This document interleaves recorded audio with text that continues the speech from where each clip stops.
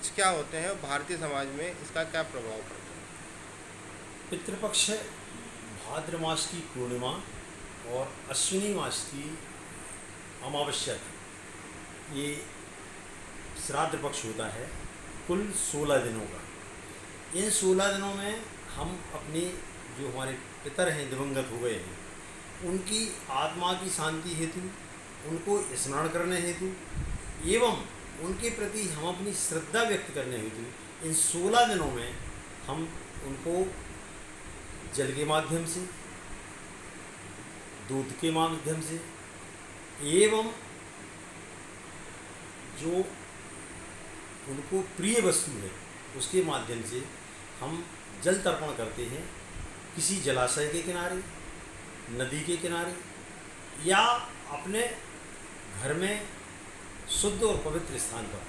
तर्पण एक प्रकार से वैदिक प्रक्रिया है और इसमें हम 3 पीढ़ी को जल अर्पण करते हैं और ऐसी मान्यता है, वैदिक है, विधान है कि इस प्रकार जल देने से उनकी आत्माएं तृप्त होती हैं और उन्हें यह आत्माओं को ये प्रतीत होता है कि इन्होंने हमें भुलाया नहीं है, याद किया।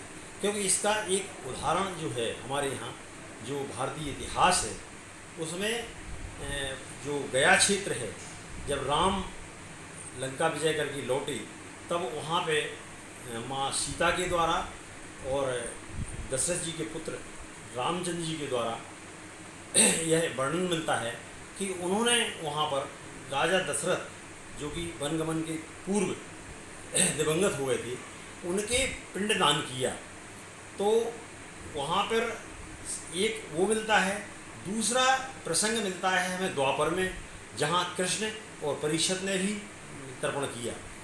तो इन सब बातों से और जो बाकी लौकिक, वैदिक और जो हमारा स्थानीय प्रभाव है उससे तर्पण का विधान बदलता रहता है, पर मूल में यही है कि जो हमारे दिवंगत पुरखे हैं जिनको हम याद करना चाहते हैं 16 दिनों में करते हैं।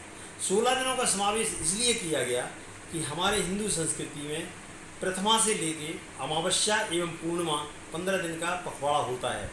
इन 16 दिनों में यदि दिवंगत आत्मा मान ली षष्ठी के दिन दिवंगत होती है, मृत होती है, तो हमें इन दिनों में षष्ठी को ही चुनना चाहिए और इन पितृपक्ष के दिनों में गया जाने का विशेष प्रावधान है और वहाँ पर तर्पण मृत आत्माओं को किया जाए।